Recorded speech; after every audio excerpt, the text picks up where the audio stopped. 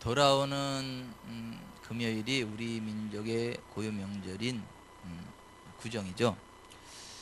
이 구정 명절에 가족 간에 아름다운 사랑과 격려가 있는 복된 시간들이 되시기를 바랍니다. 이제 가족들이 다 모이게 되잖아요. 이제 고향, 부모님이 계신 고향으로 모시게 되죠. 같이 이제 모이게 되죠. 그럼 어디가 고향이에요? 부모님이 계신 곳이 고향이에요. 예, 부모님이 계신 곳, 고향으로 가족들이 다 이제 뭉치게 되죠. 기대가 되죠. 이제 가족들이 함께 모여서 기대가 되고 기쁜데, 사실 이제 이런 구정이나 추석이나 이럴 때가 되면 가장 긴장하는 사람들이 있어요. 예수 믿지 않는 가족들을 둔 그리스도인 신앙인들은 사실 보통 부담이 되는 게 아니에요. 왜냐하면 가족들이 모이는 건 좋은데, 서로 격려하고 세워주는 건 좋은데, 구정이나 추석이나 그런 때가 되면 반드시 제사 문제가 대두가 돼요. 그래서 이제 제사 문제가 대두되면 이거 제사에 동참할 수도 없고 안 할 수도 없고 그런 진퇴양난의 문제에 빠져요. 제사에 동참하면 하나님이 기뻐하지 않는다는 것을 알고, 또 그 제사가 결국 가문을 위하는 것도 아니고 가문의 저주를 불러온다는 걸 아는 이상 그 제사를 지낼 수도 없어요. 그렇다고 제사를 안 지낸다고 하면 너는 조상들도 몰라보냐, 너는 그 부묘도 공경할 줄 모르냐, 이 상껏 신이 하면서 뭐 입에 담기조차 어려운 아주 심한 말들을 막 해요. 심지어 뭐 호적을 박아라는 얘기부터 시작을 해가지고 이 제사 문제가 결코 가벼운 문제가 아니에요. 그래서 이 구정이나 추석 때가 되면 사실 이게 보통 부담스러운 부분들이 아니죠. 예전에 섬기던 교회에서 한 성도님이 계셨어요. 그분을 제가 처음에 새가족 양육하고 이렇게 세워갔는데, 그분한테 제가 FM으로 가르쳤어요. 성경에서 해야 되는 거 안 해야 되는 걸 쭉 가르쳤어요. 그 중에 하나 제사 문제도 절대 이거는 하면 안 되는 겁니다. 그랬더니 이분이 큰형님네 갔는데 제 자식들하고 딱 가서, 형님 우리는 이제 예수 믿기 때문에 우리는 절을 할 수 없습니다 그랬어요. 근데 사실 이분이 사업이 쫄딱 망해가지고 오두 갈 데 없는 상황이었어요. 예. 근데 그 형님은 우상 종교에 심취한 분으로서 사업도 잘 되고 굉장히 돈이 많았어요. 근데 그 형님이 보니까 웃긴 거예요. 쫄딱 망한 놈이 이제는 망하다 이제 뭐 스타일까지 구기려고 뭐 예수 믿어가지고 제사까지 안 지낸다니까 아주 미운 털 박혀가지고, 거기다 자식들까지 딱 이러고 있으니까 오기는 왔는데 절은 안 하고 하니까 호적 파가라 이놈아, 너 호적 파가라고, 우리 집안에 없는 놈으로 치겠다, 호적 파가라고. 그래서 이분이 너무 막 마음이 슬프고 속상해가지고 갔다 와가지고 전도사님, 제가 전도사 때예요. 전도사님 사실 이런 일이 있었어요. 참 그렇다. 제가 걱정하지 마셔라. 하나님이 복 주신다. 하나님이 세워주신다. 그리고 그 형님이 머리 조아릴 날 올 겁니다. 제가 그랬어요. 믿음으로 제가 선포한 거예요. 그랬더니 이분이 반신반의하는 모습으로 이렇게 쳐다보고 그러더라고. 걱정하지 마시라고. 하나님이 책임질 것이라고. 근데 아니나 다를까 이제 신앙생활을 쭉 하면서 거의 한 10년 정도가 지나면서 어떤 사태가 벌어졌느냐면, 그 우상종교에 심취했던 그 형님이 쫄딱 망했어요. 그래서 단칸방에 가족들이 다. 그리고 이분은 하나님의 은혜로 일어서 가지고 이제는 가족들을 건사하고 돌볼 정도의 저희가 됐어요. 그리고 나서 나중에 그 형님이 와서, 거기 이제 단칸방이고 할 데도 없으니까 그분한테 와가지고, 동생 자네가 모든 것들을 이제 다 주관하게, 자네가 예배 드리자 그러면 예배 드리, 그 예배에 같이 제사 내려놓고 다 이렇게 따르기로 하는 그러한 상황이 되더라고요. 10년이 좀 못 돼가지고 그러한 이렇게 사태가 벌어지더라고요. 여러분, 여러분들이 하나님께 기쁨이 되기를 바랍니다. 그리고 가문에 복이 되기를 바랍니다. 여러분들 때문에 가문이 멸망하는 게 아니라 여러분들 때문에 가문이 일어서기를 바랍니다. 그 형제들보다 가장 그 존귀한 자가 돼서 형제들이 여러분들의 그늘 아래 깃들 수 있기를 바랍니다. 그러한 좀 복이 있는 인생이 되셨으면 좋겠어요. 그리고 이런 명절 때마다 모였을 때 최고로 힘이 있기를 바랍니다. 최고로 힘이 있다는 건 뭐가 많다는 거예요? 돈이 많다는 거예요. 이 세상에서 힘은 돈이에요. 다른 거 다 있어도 돈이 없으면은요 이렇게 다 이렇게 조아립니다. 정치가도 마찬가지고 다 마찬가지예요. 그래서 가족들이 모였을 때 제일 힘이 있다라고 하는 거는 돈이 있다라고 하는 것이고, 그리고 세상 말로 기마에 쓰는 사람이 힘 쓰는 거예요. 이렇게 딱 무슨 일이 있을 때 탁 내놓고 이렇게 하라 그러면 다 이렇게 따라오는 거 아닙니까? 형님이어도 어떻게 해요? 그게 경제 능력이 안 되면 아우한테 아우가 하게, 그리고 따라오잖아요. 그리고 또 당연히 형님이 돈이 많으면 형님 그래야죠. 그리고 따라오잖아요. 뭐 이렇게 딱 질서가 잡히잖아요. 그래서 오죽하면 이 세상의 신이 돈이다. 성경은 그렇게 이야기를 합니까? 저는 다시 한번 복의 근원이신 만군의 주 여호와 하나님의 이름과 가난의 저주를 대속하신 우리 주 예수 그리스도의 존귀하신 이름과 형통의 기름 부음을 주시는 보혜사 성령님의 이름과 능력으로 축복하노니 부자 되시길 바랍니다. 건강하시길 바랍니다. 잘 되시길 바랍니다. 어느 정도로요? 가문을 일으킬 정도로, 가문의 모든 사람들이 기쁨으로 허리를 조아릴 수 있을 정도의 그러한 부흥이 있게 되시기를 주 예수 그리스도의 이름으로 축원해 드립니다. 그렇게 되려면 이 제사의 문제를 반드시 뛰어넘어야 된다. 이것이 성경의 가르침이에요. 하나님은 우리가 복받기를 원하세요. 하나님은 우리가 부자 되기를 원하십니다. 하나님은 우리가 건강하기를 원하세요. 하나님은 우리 가정이 화목하기를 원하십니다. 하나님은 우리가 장수하기를 원하십니다. 인생 졸업하고도 지옥이 아니라 천국에 오기를 원하십니다. 그렇게 되려면 반드시 넘어야 될 관문이 제사의 문제다라고 하는 거 아셔야 돼요. 제사가 뭐냐? 사전을 찾아보면 이렇게 돼 있어요. 신령이나 죽은 사람의 넋에게 음식을 바치어 정성을 나타냄 또는 그런 의식, 이렇게 돼 있어요.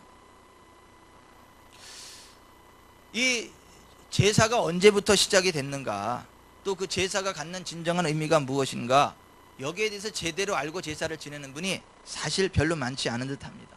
그냥 예전부터 내려오는 미풍양속 정도로 알고 있고, 조상들에 대한 효도의 차원에서 드려지는 것이 조상제사다라는 정도를 생각을 하고 있고, 그냥 보통의 경우에 습관과 형식에 따라 제사를 지내는 경우가 대부분이지 않나, 이런 생각을 해보게 됩니다. 오늘 이 시간에는 조상신 제사의 정확한 유래가 뭐고 그것이 갖는 진정한 의미, 그리고 조상신 제사에 대한 성경적인 가르침을 살펴보고, 한때는 조상신 제도를 매우 신봉하였던 박효진 장로님이 왜 조상신 제사를 그토록 반대하는 사람이 되었는가에 관한 일화를 소개해보므로 참된 효도와 참된 제사가 어떤 것인가를 점검해보는 시간이 되기를 바랍니다. 많은 사람들이 조상신에 대한 제사를 우리 민족의 고유한 미풍양속으로 알고 있습니다만은 사실은 그렇지 않습니다. 우리나라의 조상신 제사는 본래 중국으로부터 유입된 외래 문화입니다.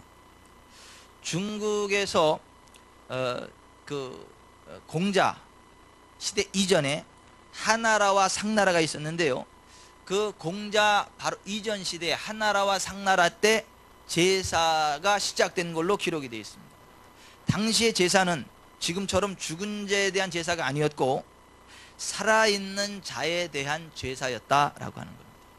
종손을 높은 곳에 앉혀놓고 제사 형식의 예를 갖추었습니다. 그러다가 나중에는 생전에 있는 황제에게만 제사를 지내었고, 춘추 전국시대에 이르러서는 평민들이 너희 부모만 훌륭하냐 우리 부모도 훌륭하다고 하면서 자신들의 신분을 높이기 위해 제사를 지내게 됐고, 결국에는 그 경쟁이 막 과열되다 보니까 죽은 조상들에게까지 제사를 지내는 것으로 확대되었던 것입니다.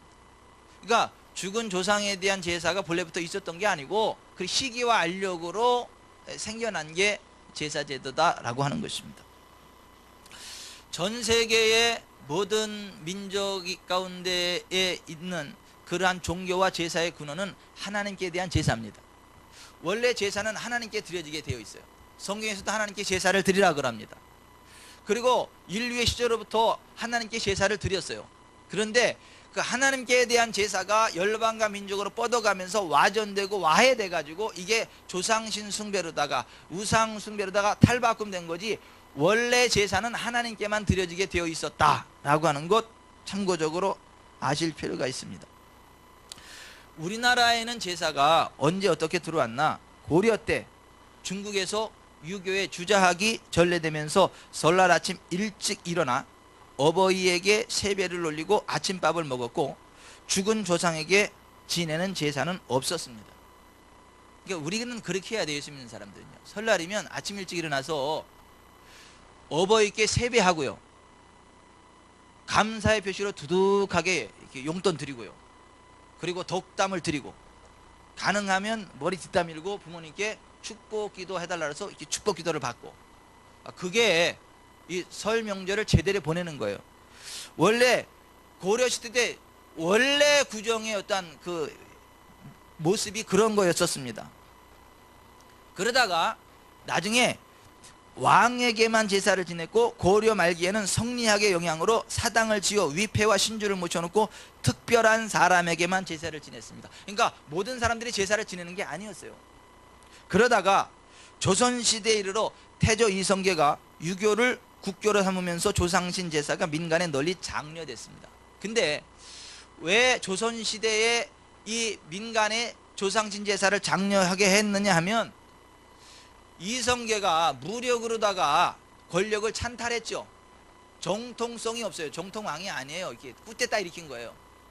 꾸떼따 일으켜서 정권을 딱 잡다 보니까 민심이 흔들리죠. 왜냐하면 그의 왕권이 정통성을 갖지 못하기 때문에 여기저기서 우왕좌왕하고 흔들리는 그러한 상황이 되다 보니까 위기를 느낀 거죠. 어떻게 하면 내 정권을 잘 유지할 수가 있을까? 고민을 하다가 그때 당시에 무학대사가 이성계에게 제안을 하죠. 우리 민족은 예로부터 효심이 강하니까 그 백성의 효심을 자극해서 조상신 제사를 민간에 다 이렇게 지내도록 선심을 쓰고, 그 대신에 그 제사 제도에다가 이성계, 왕은 이성계밖에 없고, 3조 6판서, 이 조선시대를 이끌어가는 이 정권이 하늘에서 내린 최고의 좋은 정권이다 라고 하는 것들을 각인시킵시다 라는 제안을 한 거예요. 그래서 그 제상에는 반드시 3가지가 과일이 올라가야 돼요. 뭔지 아시죠? 대추, 밤, 그리고 꽃감. 요 3가지는 반드시 올려라 이거예요. 다른 건 몰라도 요거. 대추, 밤, 꽃감, 이거는 반드시 올라가야 된다라고 강조를 한 거예요. 왜냐하면 정치적인 술수입니다. 대추는 뭐냐 하면 씨가 몇 개죠? 하나예요. 하나. 이 나라의 왕은 오직 이성계 한 사람뿐이다 라는 걸 각인시킨 겁니다. 그 대추를 하면서. 씨가 3개인 밤은 조선시대 삼정승을 상징하는 것이고, 씨가 6개인 감은 육판서를 의미하는 것입니다.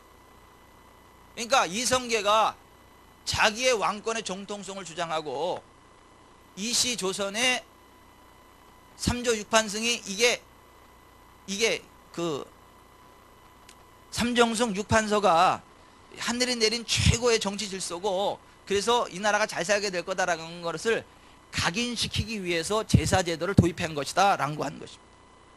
그러니까 이 우리가 알고 있는 이 조상신 제사는 우리나라의 미풍양속이 아니고 이성계가 만드는 정치적인 꾀, 거기로부터 유래된 것이다 라는 것 정도는 알고 있으시라고 하는 것입니다. 자, 정리합니다. 우리나라의 조상신 제도는 원래 우리나라의 것이 아닙니다. 중국으로 시작된 것이고, 이씨 태조 이성계가 자기의 정권을 합리화할 목적으로 변질시켜서 만드는 제사가 우리나라 조상신 제사 제도다라고 합니다. 또 그것이 우리나라의 미풍양속이라고 하는데, 그게 진짜 미풍양속인지는 모르겠어요. 뭐 미풍양속이라고 하면 굉장히 좋은 영향력을 많이 나타내는 것이, 그것이 미풍양속인데, 사실 우리나라의 조상신 제도가 무슨 그렇게 좋은 영향력을 많이 나타냈는가 한번 진지하게 고민을 해보게 됩니다. 오죽하면 유교학자인 이경일 씨인가 김경일 씨인가가 책을 하나 썼죠. 공자가 죽어야 나라가 산다. 따라서 합시다. 공자가 죽어야 나라가 산다. 아니 유교학자가 그런 책을 다 썼어요. 우리나라 여자들이 참 불쌍해요. 뭐 때문에요? 제사 때문에. 제사 지내다가요 아주 허리 휘청합니다. 그리고 이 제사 많은 집 며느리는요 이 골병 들어요. 그리고 여권이 신장되고 나서 가정이 깨지는 큰 이유 가운데 하나가 뭐죠? 제사 때문에 가정이 깨져요. 아, 힘들어서 못하겠다 이거. 그렇다고 제사 많다고 남자들이 음식 만드는 걸 도와주기를 해요? 뭐를 해요? 남자들은 그냥 편하게 그냥 유세차 하면서 그냥 그 몇 마디 하면 되지. 여자들만 죽어나는 거예요. 그러다 보니까 여자들이 막 악이 받쳐가지고. 사실 이 조상신 제도가 무슨 얼마나 미풍양소이고 선한 영향을 나타내느냐, 이건 한번 진지하게 생각해 볼 필요가 있겠다. 그리고 예수 믿고 나서 기독교식으로 제사를 지내면 그거 얼마나 하나님이 기뻐하시고 또 여자들이 행복한지 몰라요. 여자들이 제사 안 지내봤으니까 아멘이 안 나오죠. 제사에서 해방된 그 여자분들이 이렇게 아멘이 나와. 여자들이 얼마나 행복한지 몰라요. 제사만 건너뛰어도요. 아무튼 보십시다. 그렇다고 여자들 편하자고 나 편하자고 제사를 묻히다 그런 얘기는 아닙니다. 뭐 반드시 해야 되는 건 불편해도 해야 되죠. 근데 불편해서 안 한다 그런 얘기가 아니고. 자 보십시다. 기독교는요 기독교 밖에서 볼 때는 뭐 너무하다 싶을 정도로 제사를 반대해요. 뭐 저렇게까지 반대할 이유가 있나 할 정도로 제사에 대해서 엄청 심각하게 반대를 합니다. 그 왜 반대를 하냐 이거죠. 근데 여러분 여기서 분명히 짚고 넘어가야 될 거는 뭐냐면 기독교는 제사를 반대하는 것이지 조상들을 추모하는 걸 반대하는 게 아니에요. 부모 공경을 반대하는 게 아닙니다. 이 세상에 있는 모든 종교들 가운데 기독교만큼 효도를 강조하는 종교가 없어요. 이 세상에 있는 모든 종교 경전들 가운데 성경만큼 효도를 강조하는 경전이 없어요. 여러분 성경에서요 이 효도를 얼마나 강조하는 줄 아십니까? 내 부모를 공경하라. 그리하면 너의 하나님 나 여호와가 내게 준 땅에서 내 생명이 길리라. 여러분 이 땅에서 장수하고 잘 되는 복을 어떤 사람에게 주시느냐 하면 부모 공경을 하는 사람에게, 효도하는 사람에게 주시겠다고 하나님 말씀하세요. 너희 각 사람은 부모를 경외하고 나의 안식일을 지키라. 나는 너희 하나님 여호와니라 그랬어요. 레위기 19장 3절에. 여기 좀 보세요. 안식일, 성일을 지키지 않는 사람은 하나님을 제대로 섬기는 사람이 아니에요. 진짜 하나님을 섬기는 사람은 성일, 안식일을 잘 지켜야만 한다고 성경이 얘기해요. 그런데 그 성일과 같은 맥락에 있는 게 뭐냐면 부모 공경이라고 하는 거예요. 하나님을 섬긴다라고 하면서 성일을 지키지 않는 사람은 실제로는 하나님을 제대로 섬기는 게 아닌 것처럼, 하나님을 섬긴다라고 하면서 부모를 경외하지 않는 사람은 하나님을 제대로 섬기는 사람이 아니다라고 하는 거예요. 너는 너의 하나님 여호와의 명한 대로 내 부모를 공경하라. 그리하면 너희 하나님 여호와가 내게 준 땅에서 생명이 길고 복을 누리리라. 부모를 공경해야 장수하고 이 땅에서 잘 되는 복을 주시겠다라고 하는 것입니다. 그런가 하면 보십시다. 이 부모에게 함부로 대하는 것이 얼마나 무서운지 성경은 부모에게 함부로 대하는 사람을 어떻게 하라고 하는지 잘 들어보십시오. 신명기 21장 18절 사람에게 완악하고 패역한 아들이 있어 그의 아버지의 말이나 그의 어머니의 말을 순종하지 아니하고 부모가 징계하여도 순종하지 아니하거든 그의 부모가 그를 끌고 성문에 이르러 그 성읍 장로들에게 나아가서 그 성읍 장로들에게 말하기를 우리의 이 자식은 완악하고 패역하여 우리 말을 듣지 아니하고 방탕하여 술에 잠긴 자라 하면 그 성읍의 모든 사람들이 그를 돌로 쳐 죽일지니 이같이 내가 너희 중에서 악을 제하라. 그리하면 온 이스라엘이 듣고 두려워하리라. 그 부모를 경홀히 여기는 자는 저주를 받을 것이라 할 것이요 모든 백성은 아멘 할지니라. 아비나 어미를 회방하는 자는 반드시 죽으리라. 자기 아비나 어미를 치는 자는 반드시 죽일지니라. 그 아비나 어미를 저주하는 자는 반드시 죽일지니라. 무릇 그 아비나 어미를 저주하는 자는 반드시 죽일지니 그가 그 아비나 어미를 저주하였은즉 그 피가 자기에게로 돌아가리라. 아비를 조롱하며 어미 순종하기를 싫어하는 자의 눈은 골짜기에 까마귀에게 쪼이고 독수리 새끼에게 먹히리라. 아버지나 어머니를 모욕하는 자는 죽임을 당하리라. 여러분 여기 좀 보세요. 극단적입니다. 성경은 부모를 공경하면 땅에서 잘되고 장수하는 복을 주지만 부모에게 대들거나 술 먹고 부모에게 꼬장을 부리거나 부모에게 심한 말을 하거나 심지어 부모를 이렇게 치면 그런 것들은 돌로 쳐 죽이라는 거예요. 사람들 앞에서.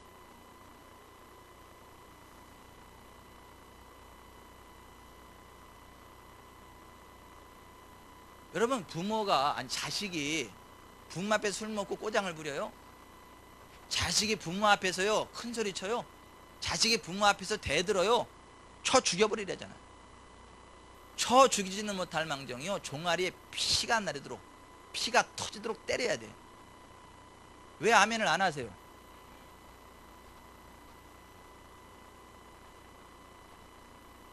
귀엽다고 봐주면 안 되고 쳐 죽이지는 못할 망정 종아리에 피가 터질 정도로 때려야 돼요. 초다를 아끼면 안 돼요. 왜 아멘을 안 하세요? 여러분들이 매 맞을까 겁나서 그러세요? 내가 똑바로 안 해서 맞을 생각을 하니까 아멘이 안 나오세요? 아니 성경은 그렇게 이야기합니다. 성경은 그렇게 말씀합니다. 어디 부모에게 대들어요? 어디 부모에게 눈을 치켜뜨고 어디 부모한테 큰소리치고 더군다나 술을 먹고 꼬장을 부려요. 그 앞에서 더군다나 밀어제껴요. 부모를 따라서 합시다. 그런 것들은 돌로 쳐 죽여라. 제가 얘기 안 했어요. 성경이 그랬지.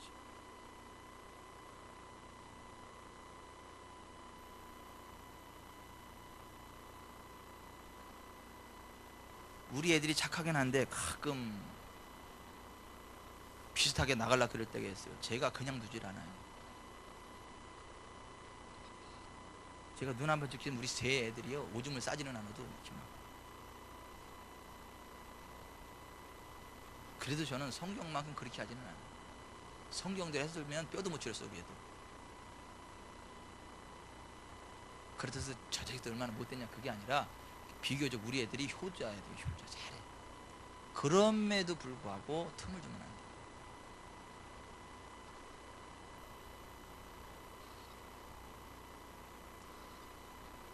성경은 효도에 대해서 엄청 강조해요. 복 받으려면 효도하라 이렇게. 저번에 제가 우리 새 애들 무릎 꿇어놓고 그랬어요. 잘해 이스들아. 복 받으려면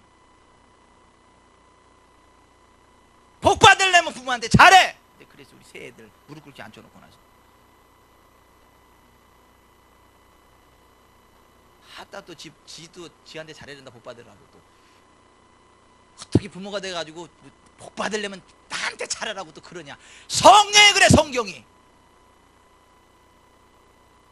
여러분들도 그러시나요? 자식들 무릎 꿇혀놓고 나서 복 받으려면 잘해 나한테 그러시나요? 아유 남사시러운 게 아니에요. 그게 성경적인 교육법이에요.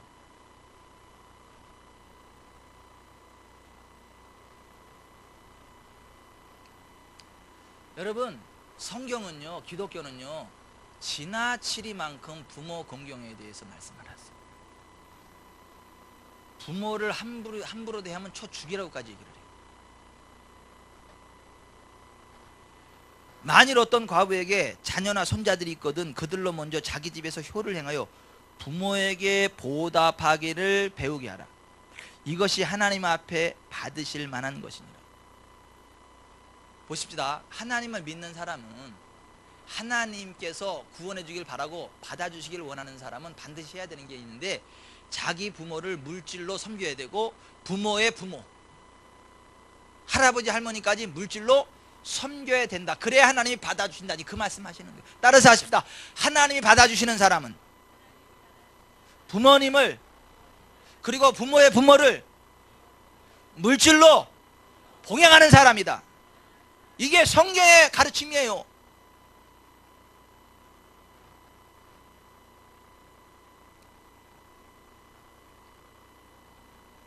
예수님도 뭐라고 말씀하셨냐면, 뭐 하나님을 뭐 공경한다 사랑한다고 하면서 부모님께 용돈을 안 드리고 성전에 와가지고 왜 부모님께 용돈 안 드렸냐 그러면, 고르반 하나님께 드리고 났더니 드릴 게 없어요, 그렇게 이야기를 하면 그거는, 그 신앙은 가짜라는 거예요. 그건 하나님을 헛되이 경배하는 거라는 거예요. 부모님께 용돈을 제대로 드리는 자식이 하나님 인정하시는 자식이라는 거예요. 그리고 그런 자식이 하나님 앞에 와서 예물을 드릴 때 하나님은 그런 자식의 예물을 받으신다는 거예요. 부모를 물질로 봉양하지 않고 하나님께만 뭐 물질 나온다, 하나님 그 자식 인정하지 않는다는 거예요. 마가복음 7장 6절에 이르시되 이사야가 너희 외식하는 자에 대하여 잘 예언하였도다. 기록하였으되 이 백성 입술로는 나를 공경하되 마음은 내게서 멀도다. 사람의 계명으로 교훈을 삼아 가르치니 나를 헛되이 경배하는도다 하였느니라. 너희가 하나님의 계명은 버리고 사람의 전통을 지키느니라. 또 이르시되 너희가 너희 전통을 지키려고 하나님의 계명을 잘 저버리는도다. 모세는 내 부모를 공경하라 하고 또 아버지나 어머니를 모욕하는 자는 반드시 죽임을 당하리라 하였거늘, 너희는 이르되 사람이 아버지에게나 어머니에게나 말하기를 내가 드려 유익하게 할 것이 고르반 곧 하나님께 드림이 되었다고 하기만 하면 그만이라 하고 자기 아버지나 어머니에게 다시 아무것도 하여 드리기를 허락하지 아니하여 너희가 전한 전통으로 하나님의 말씀을 폐하며 또 이 같은 일을 많이 행하느니라 하셨어요.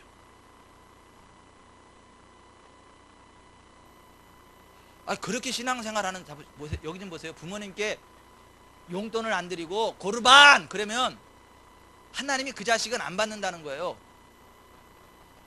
여러분, 하나님이 받지 않는 사람이 천국 가겠어요, 지옥 가겠어요? 지옥 갑니다. 그런 면에서 난 부모님께 용돈 안 드리는 사람은 지옥 간다고 믿는 사람이에요. 이 말씀대로. 그래도 예수는 믿는데요. 예수 믿는 게 부모에게 용돈 드리는 게 예수 믿는 거예요.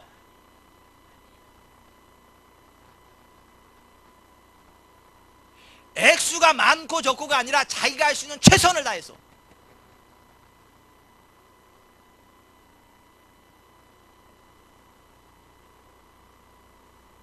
결혼했으면 더 이상 부모에게 손 벌리면 안 되는 거예요. 결혼했으면 부모가 아무리 부자라도 손 벌리면 안 되는 거예요.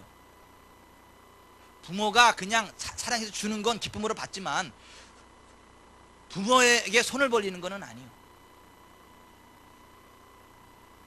부모가 백만장자라 할지라도 결혼했으면 내가 벌어가지고 단돈 1,000원이 됐든 10,000원이 됐든 부모를 봉양하는 게 그게 자식이지. 하나님은 그런 자식을 받으시지. 우리 부모님은 돈 많으세요, 내가 돈 안 드려도 괜찮아요. 사탄 안 불러가라. 그게 예수님의 말씀이에요. 하나님을 공경하는 사람은 부모님을 공경하는 사람이며 하나님께 예물을 드릴 자격이 있는 사람은 먼저 부모님께 예물을 드리는 사람이다. 이런.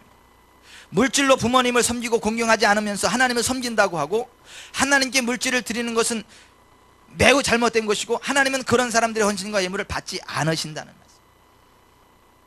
유대인의 전통에 의하면 가난한 자들이 돈이 없어 하나님께 제사를 드리지 못할 때 성전에 와서 말로라도 하나님께 드린다고 말하면 은혜의 하나님은 가난한 자들을 아시고 받으신다고 해서 생긴 그런 제도에서 온 말이 고르반이다. 자, 여기 좀 보십시오. 그 말이 맞습니까? 가난한 사람들이 빈손으로 하나님한테 와서 하나님, 난 드릴 게 없어서 그냥 빈손으로 왔습니다, 그냥 마음만 받으세요. 그러면 하나님이 오냐 잘 왔다 그러고 받아주시나요? 하나님은 그 중심을 보시는 분이라 받아주시나요? 왜 대답을 안 하세요? 가난한 사람이 하나님 빈손으로 와가지고 하나님 빈손으로 와가지고 하나님, 나 빈손으로 왔지만 내 마음을 하나님께 드립니다. 그럼 하나님이 그 사람 받으시냐고요? 안 받으세요? 받으세요? 왜 이랬다 저랬다 하세요? 하나님은 안 받으세요. 그런 사람. 성경은 이렇게 이야기를 해요. 빈손으로 내게 나오지 마라. 성경은 그렇게 이야기합니다. 빈손으로 내게 나오지 마라. 이렇게 이야기를 합니다. 단 너희 수준에 맞게 최선을 다하라. 이렇게. 무슨 얘기냐면 가난한 사람은 산비둘기나 집비둘기 새끼를 가져와라. 이렇게 이야기를 해요.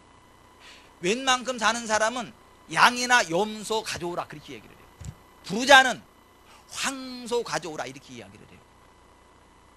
빈손으로는 오지 말아라. 이렇게 이야기를 해요.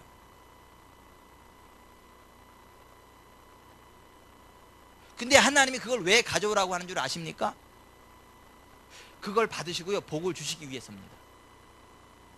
하나님은요, 심고 거둠의 원리에 의해서 우리에게 복을 주십니다. 여러분, 아무리 좋은 땅이 있어도 씨를 심지 않으면 거둡니까? 못 거둡니까? 못 거둡니다. 땅에다가 씨를 뿌려야 거둡니다. 우리가 살아가면서 복을 받으려면 하나님이 우리에게 주신 밭에다가 씨앗을 뿌려야 돼요. 그게 30배, 60배, 100배로 돌아와서 부흥을 누리게 돼요. 우리가 씨앗을 뿌려야 될 땅이 하나님이고 부모님이고 가난한 자들이에요.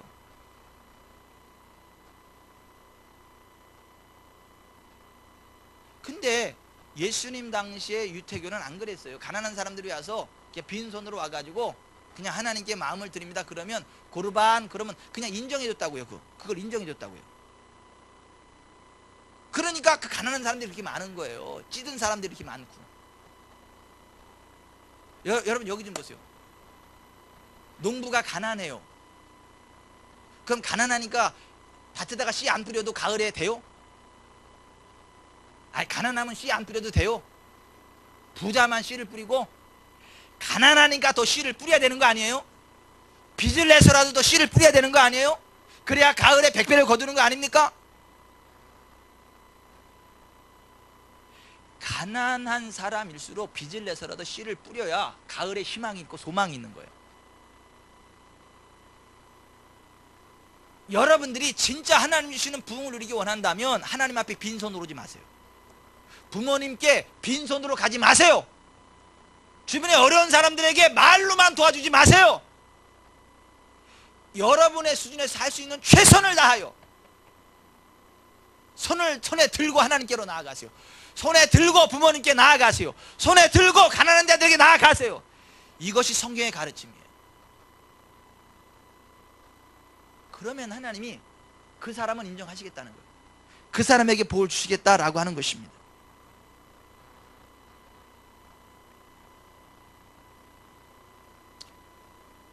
여러분, 복은 하나님으로부터 옵니다. 복의 근원은 하나님이십니다. 우리가 하나님 말씀대로 하나님을 섬기면 반드시 부흥합니다. 반드시 복을 받습니다. 근데 하나님 말씀대로 안 하니까, 자기 생각대로 하니까, 신앙생활에도 자기 생각대로 하고,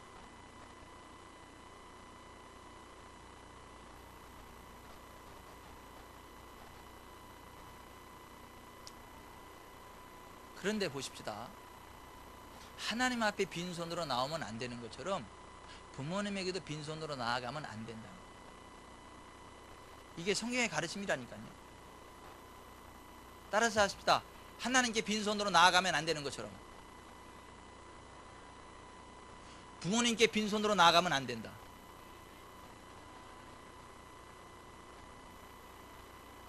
한 번 더 하십시다. 하나님께 최선의 것을 드려야 하듯이 부모님께 최선의 것을 드려야 된다. 이것이 성경의 가르침이에요.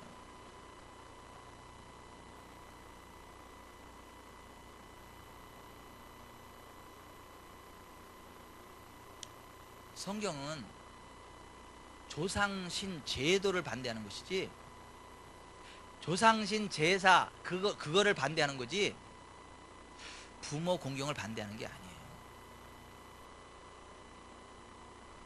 선조들을 추모하는 걸 반대하는 게 아니에요. 우리가 선조들을 추모해야죠. 부모님 잘 모셔야죠. 그런데 제사는 아니에요. 왜 제사는 아닌 줄 아십니까? 제사는 귀신들을 초청하는 행위이기 때문에 그래요. 진짜 조상신들이 오는 게 아니라 조상신을 가장한 악한 귀신들이 오는 것이기 때문에 제사 드리지 말라. 성경은 그렇게 이야기를 하는 것입니다. 고린도전서 10장 20절 무릇 이방인이 제사하는 것은 귀신에게 하는 것이요 하나님께 제사하는 것이 아니니 나는 너희가 귀신과 교제하는 자 되기를 원하지 아니하노라. 너희가 주의 잔과 귀신의 잔을 겸하여 마시지 못하고 주의 식탁과 귀신의 식탁에 겸하여 마시지 못하리라. 자, 여기 좀 보시죠. 교회에서 우리가 성찬식 하죠. 성찬식 이게 제사입니다. 제사. 누구를 위한 제사냐면 우리를 위한 제사예요. 누구를 기념하는 제사냐면 예수님을 기념하는 제사예요. 성찬식에 떡과 포도주가 있죠. 예수님의 떡은요, 예수님의 찢긴 몸을 기념하는 것입니다. 포도주는 예수님의 흘린 피를 기념하는 것입니다. 그 떡과 포도주를 먹고 마시면요, 예수님과 우리가 하나가 됩니다. 예수 생명이 우리 안에 들어옵니다. 예수의 영, 성령이 우리 가운데 역사합니다. 그래서 치유가 일어납니다. 죄사함이 일어납니다. 이게 주님의 잔이에요. 주님의 식탁. 근데 제사는 귀신의 잔이고 귀신의 식탁이라는 거예요. 성찬은 주님의 임재하신 가운데로 나아가는 것인 것처럼 제사는 귀신의 임재 가운데로 나아가는 거라는 거예요. 조상신이 아니라 귀신. 그 귀신이 오면 어떠한 일들이 일어나는 줄 아십니까? 귀신은 사람을 죄짓게 만듭니다. 병들게 만듭니다. 살인하게 만들고 도둑질하게 만들고 음란하게 만듭니다.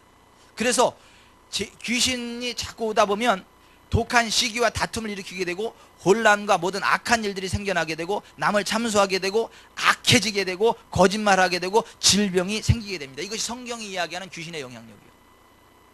그럼 여러분의 집안이 그렇게 되기를 바라십니까? 여러분의 집안이 그렇게 되시길 바라세요? 다투고 싸우고 음란하고 악독해지고 병 걸리고 거짓말해지고 속이고 참수하고 그러기를 바라십니까? 여러분 집안이? 제사를 지내면 귀신이 오게 되고 귀신이 오게 되면 귀신이 하는 일들이 그런 것이다. 이게 성경이 이야기하는 거예요.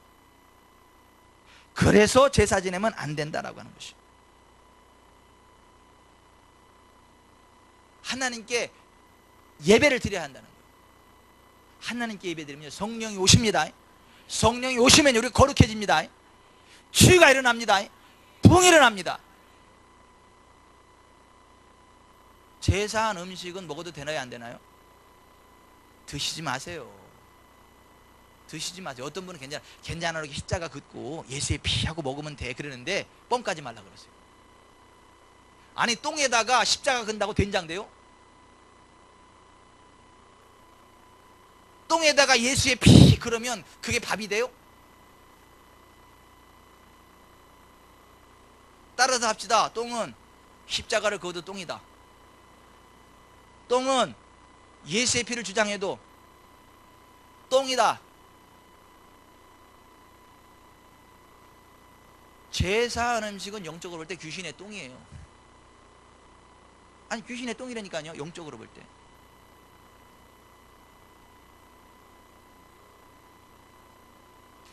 시편 106편 28절 그들이 또 부월에 바알과 연합하여 죽은 자에게 제사한 음식을 먹어서 그 행위로 주를 경록케 하므로 재앙이 그들 중에 크게 유행하였도다. 그 이방 나라들과 섞여서 그들의 행위를 배우며 그들의 우상들을 섬김으로 그것들이 그들에게 올무가 되었도다. 제사한 음식을 먹어가지고 병이 왔다는 거예요. 그들에게 올무가 임했다라고 하는 거예요.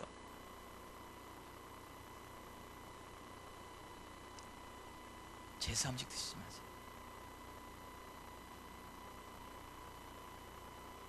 그러나 효도하십시오.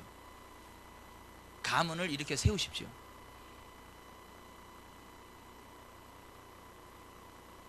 평소에 잘 하세요. 평소에 잘하면요 제사 한번 안 지낸다고 그렇게까지 면박 주지 않아요. 오히려 면박 주면요 자기들끼리 그래요. 냅둬 평소에 기마 있어. 예수 믿으니까. 그거 평소에 하나 신경 안 쓰고 제사 와서 제사 때만 기마 있으면 저놈보다 제가 훨씬 낫다. 교회 나간 제가 이래. 자기들끼리도 앞에서만 뭐라 그래도. 따라서 합시다. 평소에 잘하는 것이 해답이다. 잘합시다. 잘합시다. 잘해야 돼요.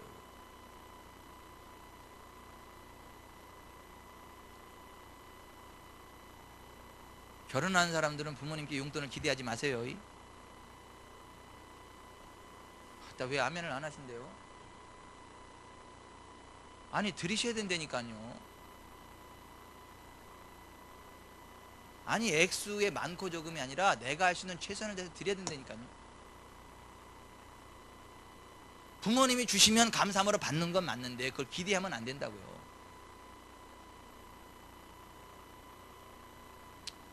뭐 사실만큼 사신 양반들이 그것만 챙겨놓고 왜 안 주는데, 응? 자식들한테 주면 안 돼 그거? 이러면 안 된다고요.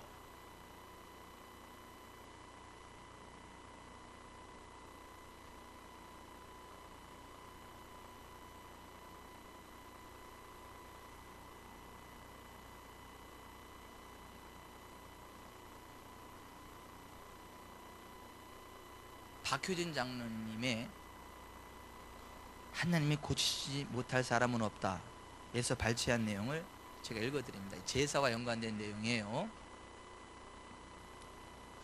앞에서 말했던 바와 같이 하나님을 참으로 만난 후에도 제사 문제는 내 마음속에 항상 어두운 그림자로 남아있었다. 누구에게도 드러내 말하지는 못했지만 내게 심각한 갈등이 아닐 수 없었다. 내게는 신앙과 같았던 제사가 갑자기 싫어진 이유를 알 수 없는 것도 답답한 노릇인데 더 답답한 것은 제사 지내기가 그토록 싫어졌음에도 불구하고 마음 한구석에 아련한 향수처럼 아쉬움이 남아있다는 것이었다. 참으로 이율배반적인 일이 아닐 수 없었다. 이 갈등을 어느 누구에게 털어놓을 수 있었겠는가. 특히 하나님을 만난 후 나의 영이 거듭나고 기적처럼 모든 삶이 하나님 중심으로 바뀌고 난 후에도 이 갈등은 전혀 사라지지 않았으니 기가 막힐 노릇이었다. 기도에 깊이 몰입하려는 순간마다 마귀가 길목을 가로막고 서서 제사 문제를 내 앞에 내밀었으며 나는 그때마다 정리되지 못한 나를 발견하고 수없이 주춤거려야 했다. 왜 우리 기독교는 제사 문제를 그토록 극단적으로 평가하는가? 왜 우리나라의 제사를 꼭 성경에서 말하는 우상이나 우상신에 대한 제사와 같은 것으로 보아야 하는가? 왜 한국 전통 문화로서 조상에 대한 경외와 뿌리찾기의 한 방편으로 이해할 수는 없을까? 성경에도 많은 족보가 있으며 혈통의 문제가 때로는 생명보다 더 중요하게 취급되고 있는데 우리나라도 그 맥락에서 유교적 전통과 제사 문제를 인정해야 하지 않겠는가? 조상에게 절하는 것이 우상 숭배라는 근거는 어디에 있는가?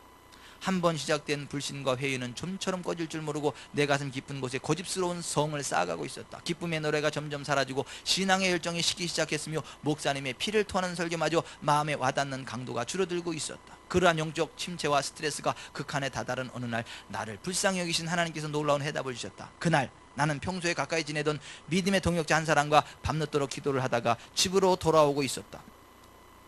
새벽 1시를 넘긴 무렵이었다. 텅 빈 도로 한 중앙을 걸어오던 우리는 하나님의 역사에 대한 간증으로 시간 가는 줄도 모를 정도로 은혜에 푹 빠져 있었다. 그런데 옹기도마 마을 앞을 지나쳐 오는 순간에 썩는다는 말로는 도저히 표현할 수 없을 정도로 독한 냄새가 코를 찔렀다. 지금까지 맡아보지 못했던 엄청난 악취였다. 마치 세상의 모든 더러운 것들을 한 장소에 모아놓고 태우는 듯했다. 동역자와 내 눈이 마주쳤다. 순간적인 무언의 교감.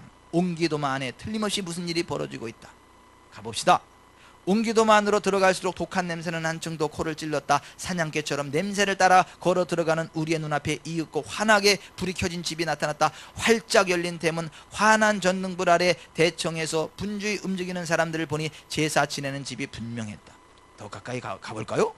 예, 가라시도. 사람들은 빨랫줄을 풀어 마당에 늘어놓고 귀신이 빨랫줄에 걸리지 않게 풀어놓습니다. 제상 앞에서 절을 하고 있었다. 제상 위에는 갖가지 제물들이 진설되어 있었고 제상 중앙에는 지방과 함께 돌아가신 네 분의 사진이 놓여 있었다. 다소 긴장하며 다시 한번 대청안을 살펴본 순간 나는 그때까지 귀신이나 악령을 추상적인 개념으로만 받아들이고 있었다. 선과 악이라는 개념에 익숙해 있었으므로 영적 존재도 동일한 범주에 국한시켜 생각해 왔던 것이다. 그런데 우리 눈앞에서는 기상천외한 광경이 벌어지고 있었다. 가로 열고 지금부터 기술하는 내용은 나의 개인적인 체험이므로 신학적인 논쟁거리나 오해거리가 되지 않기를 바란다. 점 가로 닫고 제상 위에는 물론이고 제상 아래에도 천장에도 빌로드처럼 진한 흑색의 영체들이 온통 북적대고 있었다. 혹시 잘못 보았나 싶어 아무리 눈을 비비고 다시 보아도 마찬가지였다. 수백을 헤아리는 엄청난 귀신떼들이 온 집을 누비고 있었다. 육신을 가진 제한적 존재가 아니라 영적인 존재여서인지 그들은 마치 공간 이동을 하듯이 제상의 위아래를 들락날락거리고 있었다. 그들은 흡사 여름날 강물 속의 숱한 피라미드처럼 한꺼번에 무리를 지어 종횡으로 방향을 바꿔가면서 사람들의 몸속에까지 들락거렸다. 수백의 떼거리들이 사람의 입으로 한꺼번에 들어가 그의 온몸을 휘젓고 다니다가 옆구리로 빠져나오질 않나 다시 제상 위로 올라가 재물들을 밟아대면서 춤을 추다가 허공을 빙글빙글 맴돌질 않나 가히 말로 표현할 수 없는 기괴한 광경이었다. 그러나 정작 내가 놀란 것은 아무리 눈을 씻고 찾아보아도 오늘의 주인공인 두 사람의 영이 보이지 않는다는 것이었다. 보기에도 섬뜩한 귀신들만 헤아릴 수 없을 만큼 많이 북적대고 있을 뿐 정작 제사를 받는 사람의 영혼은 어디에도 없었다. 그 순간 내 속에 거하시는 성령께서 나의 마음을 활짝 열어주셨다. 지금 내가 보는 것이 바로 사탄의 실체이며 귀신의 실상이다. 인간의 영은 육신을 떠나면 하나님의 나라가 임하시는 그날까지 임의로 세상을 들락거릴 수 없다. 영계에 들어간 인간의 영이 제삿날이라고 외출하여 제사장 앞에 찾아온다는 것은 인간의 상상일 뿐 아버지도 할아버지도 그 윗대 조상들도 죽는 그 순간에 하나님의 판단을 받아 낙원과 음부로 구분되어 들어간다. 제삿날의 후손들이 버려놓은 이 제사상에는 조상의 영이 찾아오는 것이 아니라 지금 내 눈에 보이는 저 더러운 귀신들이 대신 몰려들어 무지한 인간들의 영혼과 육신을 더럽히는 것이다. 그러므로 하나님께 드리는 제사 외에는 어느 제사라도 귀신들의 놀이터여 인간을 더럽히는 사탄의 유임을 알라. 짧은 시간에 내 마음이 정리되고 있었다. 성령님의 놀라운 가르치심에 나는 식은땀을 흘리며 전율했다. 그랬구나. 내가 전혀 하나님을 알지 못했던 그때에도 하나님은 나를 살펴보시며 나를 사랑하셔서 저 더러운 제사 자리에 참여하지 못하도록 지켜주셨구나. 나는 내 아내에게 진 빚을 갚아보겠다는 단순하고 어리석은 생각으로 교회에 첫 발을 내디뎠지만 그것은 하나님께서 만세 전부터 나를 구원해 주시려는 구원의 경륜 안에서 인도하시고 보호해 준 결과였구나. 많은 사람들에게 복음을 전하다 보면 자주 듣게 되는 이야기가 있다. 천주교에서는 제사를 지내도 괜찮다는데 왜 기독교에서만 그렇게 길을 쓰고 안 된다는지 모르겠어요. 제사만 지낼 수 있다면 얼마든지 교회에 갈 텐데. 이 말을 바꾸어 생각해보면 교회에 나가지 못하게 막는 가장 큰 걸림돌이 제사라는 것이다. 더럽고 사악한 귀신들은 제사라는 걸림돌을 이용하여 사람들이 하나님 앞으로 나아가는 길을 가로막고 있다. 나는 옹기도마 제사집 문 앞에서 목독한 현실을 바탕으로 이 거대한 비밀의 세계에 대한 해답을 얻었다. 성경이 밝히고 있듯이 귀신은 거짓과 기만의 천재들이다. 그들은 우리나라 사람들의 정신과 전통과 충유의 아름다운 사상을 이용하여 하나의 계략을 만들었다. 곧 조상을 잘 섬겨야 한다는 인간의 근본 윤리를 이용하여 제사라는 의식을 만든 것이다. 그들은 제사를 지내는 자리에 조상의 혼백이 오신다는 거짓 사상을 심어놓고는 그 누구보다 조상을 잘 섬기기 원하는 백성들의 제사 자리에 자신들이 찾아와 지옥의 동반자로 사로잡는 것이다. 우리나라의 엑소시스트, 무당들의 접신하는 귀신들은 어김없이 조상신들이다. 특히 그 귀신들은 그 가문과 가정의 모든 것들을 그야말로 귀신같이 쪽집게같이 알아맞힘으로써 영물인 귀신들은 시간과 공간을 초월하는 존재들이므로 인간 역사의 과거를 알아맞힐 수 있다. 그렇게 함으로 사람들을 꼼짝 못하게 올가맨다. 그런데 미국이나 서구 쪽의 영매들이 접신하는 귀신들 중에는 조상이라고 지칭하는 것들이 거의 없고 대부분 친하게 지내다가 먼저 죽은 친구를 빙자해 나타난다. 그네들의 의식세계에서는 조상을 숭배하는 마음보다는 친한 친구와의 우정이 더 깊고 우월하기 때문이다.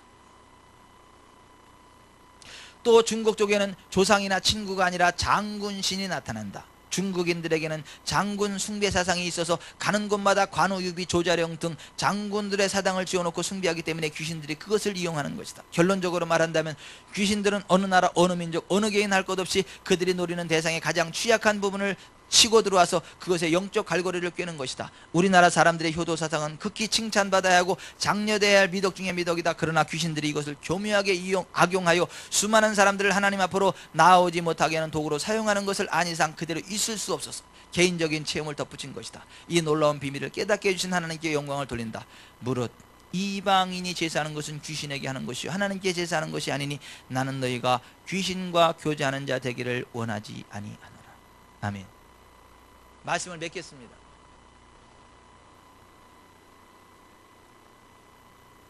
여러분이 복을 받으십시오. 여러분의 가문이 부흥하십시오. 조상들의 진짜 기쁨이 되십시오. 그러려면 귀신과 교제하는 제사를 끊어내십시오. 살아계신 부모님을 하나님 섬기듯 섬기십시오. 섬기시되 빈손으로 섬기지 마시고 현찰 들고 섬기십시오. 부모가 아무리 부자라도 그건 부모님의 돈이지 내 돈이 아닙니다. 결혼해서 독립했으면 그때로부터는 단돈 1,000원이 됐든 10,000원이 됐든 내가 섬겨야 됩니다. 그래야 그 심겨진 것에 대해서 하나님께서 30배, 20배, 100배로 돌리십니다. 하나님 주시는 부흥이 있게 됩니다.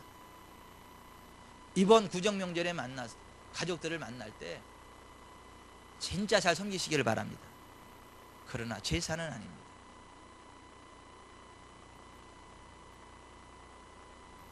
제사 음식 드시지 마세요.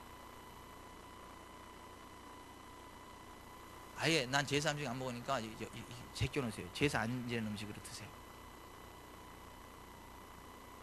제사상에 올라가지 않은 음식 드세요. 그게 여러분을 위해서 좋습니다. 여러분의 가문을 위해서 좋습니다.